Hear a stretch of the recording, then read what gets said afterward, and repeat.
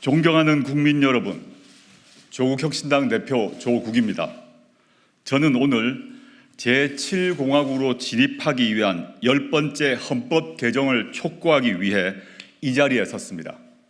국민 여러분과 의원님들께 우리의 미래를 향한 담대한 여정을 제안합니다. 헌법은 나라가 돌아가는 근본 원칙입니다. 국민의 삶은 이 안에서 이루어집니다. 현 세대와 미래 세대의 가치와 지향을 담고 있습니다. 그래서 대단히 중요한 규범입니다. 현행 제6공화국 헌법은 국민들께서 길고 긴 투쟁 끝에 1987년 피 맺힌 60항쟁을 통해 일궈낸 것입니다. 영화 변호인, 남영동, 1987 등을 상기해 보십시오. 그런 투쟁과 희생으로 만들어진 현행 헌법의 요체는 두 가지입니다. 독재 종식과 대통령 직선, 그리고 자유권 보장입니다. 37년 한 세대가 훌쩍 지났습니다. 다른 선진국가에서 200년에 걸쳐 벌어질 일이 그새 우리나라에서 재현되었습니다. 중진국이던 대한민국은 선진국 문턱에 서 있습니다. 국제통화기금 외환위기, 2차례의 남북 정상회담, 1차례의 대통령 탄핵, 5차례의 평화적 정권 교체가 이루어졌습니다. 정부 부재에 의한 사회적 참사가 잇따랐습니다. 국민은 이제 국가란 무엇인가, 국가의 존재 이유를 묻습니다. 권력이 군림하는 게 아니라 봉사해야 한다는 당연한 요구를 하고 있습니다. 겨우 연명할 정도가 아니라 사람답게 잘 살 수 있도록 국가가 보장해야 한다고 말씀하십니다. 이는 국가가 베푸는 시혜가 아니라 국민의 기본적 권리이어야 합니다. 이에 저는 22대 국회에 개헌특별위원회를 설치하자고 제안합니다. 개헌특위에서는 제7공화국 헌법을 논의하게 될 것입니다. 조국혁신당은 개헌안에 담고 싶은 것도 많고 준비도 충분히 했습니다. 그러나 조국혁신당은 오늘 제7공화국 개헌에 반드시 담아야 할 최소한의 개정사항 7가지를 다음과 같이 제시합니다. 첫째, 부마민주항쟁, 5.18 민주화운동, 60 민주항쟁을 헌법 전문에 수록합니다. 현행 헌법 전문은 3.1운동으로 건립된 대한민국 임시정부의 법통과 불의에 항거한 4.19 민주 이념을 계승한다고 되어 있습니다. 이에 더하여 부마, 5.18, 60 정신의 계승을 헌법에 수록하는 일은 지극히 당연한 일입니다. 이들 운동과 항쟁은 정치적으로는 물론 법률적으로도 복권되어 국민의 마음에 뿌리 내린 바 있습니다. 7공화국 헌법 전문에 유구한 역사와 전통에 빛나는 우리 대한국민은 3.1운동으로 건립된 대한민국 임시정부의 법통과 불의에 항거한 4.19 혁명, 부마민주항쟁과 5.18 민주화운동, 60 항쟁의 민주 이념을 계승하고 라고 새겨야 합니다. 두 번째, 수도는 법률로 정한다는 조항을 신설합니다. 현행 헌법에는 수도 규정이 없습니다.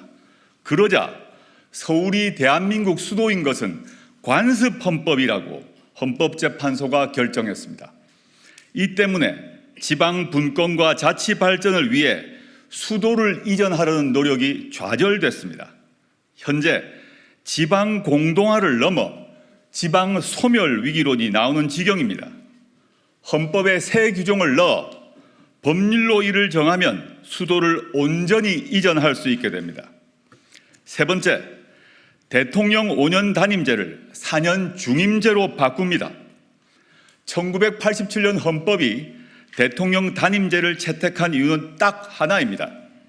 독재 정권의 장기 집권을 막기 위해서였습니다. 대한민국은 이제 평화적 정권 교체가 자연스러운 나라가 됐습니다. 국민 역량을 믿고 대통령 중임제를 채택할 시점이 됐습니다. 책임 정치를 구현하고 국정의 연속성과 일관성을 강화하기 위해 중임제로 바꿔야 합니다. 그리하여 현행 대통령의 임기는 5년으로 하며 중임할 수 없다를 대통령의 임기는 4년으로 하되 연이어 선출되는 경우만 한 번 중임할 수 있다로 바꿔야 합니다. 개헌을 위한 국민투표를 2026년 6월 3일로 예정된 지방선거 전에 할지 지방선거와 함께 실시할지는 개헌특위에서 논의하면 됩니다. 혁신당은 가능한 다음 지방선거 전에 국민투표를 실시하고 대통령 선거를 지방선거 때 함께 실시할 것을 요구합니다. 대선과 지방선거 시기를 맞춰 전국 단위 선거 횟수를 줄이면 그만큼 국력 낭비를 막을 수 있을 것입니다. 이를 위해 부칙 조항을 두어 현직 대통령 재임 기간을 조정할 수 있을 것입니다. 네 번째, 검사의 영장 신청권을 삭제합니다. 현행 헌법에 영장은 검사의 신청에 따라 법관이 발부하게 되어 있습니다. 검찰청은 법무부 외청에 불과하지만 준사법기관을 참칭하며 사실상 무소불위의 기소 권력을 누립니다. 통제도 거의 받지 않습니다. 해외에서도 일부 독재 국가를 빼고 이처럼 강한 권능을 가진 검찰은 없습니다. 이로 인한 폐해는 자의적 수사와 기소권 남용을 넘어 검찰 독재 정권의 탄생으로 이어졌습니다.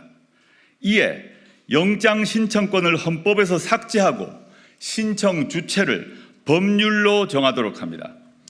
현행 12조 3항과 16조의 검사의 신청에 의하여를 각각 고쳐 체포 구속이나 압수수색을 할 때는 적법한 절차에 따라 청구되고 법관이 발부한 영장을 제시하여야 한다와 주거에 대한 압수나 수색을 하려 할 때에는 적법한 절차에 따라 청구되고 법관이 발부한 영장을 제시해야 한다로 바꿉시다. 사실 이에 더하여 현행헌법 89조 16호에는 검찰총장이란 단어가 들어 있습니다. 추후 검찰청을 기소청으로 바꾸게 되면 바꿀 계획을 저희는 가지고 있는데 헌법이 바뀌지 않으면 검찰총장이란 단어를 유지해야 됩니다. 이런 점에서 추후 개헌특위에서 검찰총장이란 단어 역시 바꿔야 한다고 생각합니다. 다섯 번째, 사회권을 강화하는 일반 조항을 신설합니다. 인간다운 생활을 할 권리 보장 내용이 그것입니다.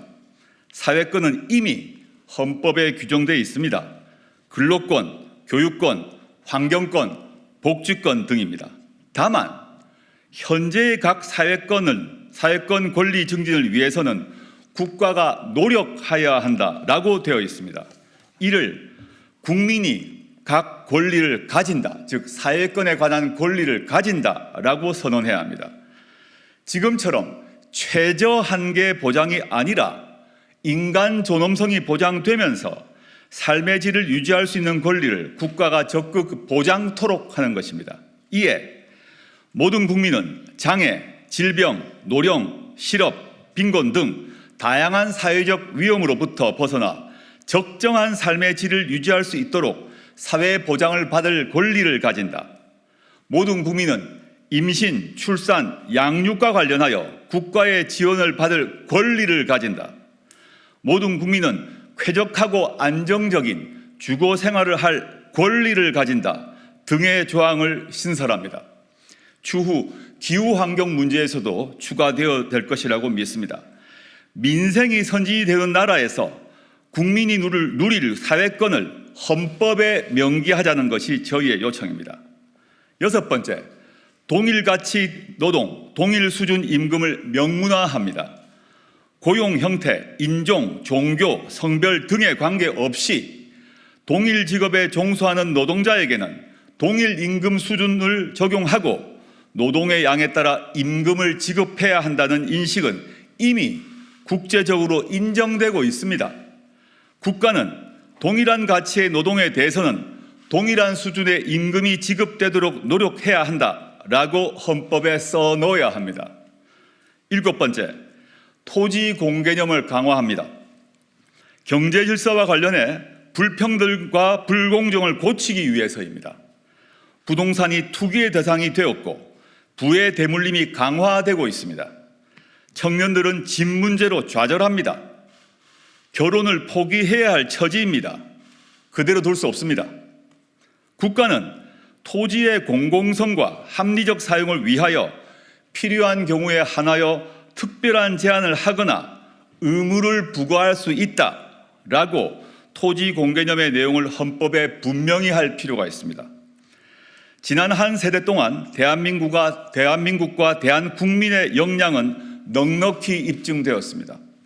현행 헌법보다 국민의 권리를 더 인정하고 국가가 국민을 더 지원하도록 규율하는 헌법을 가질 자격이 충분합니다.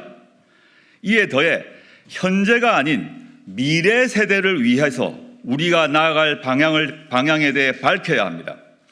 그러기 위해서 우리의 정치적 상상력을 최대치까지 뻗어보자고 요청합니다.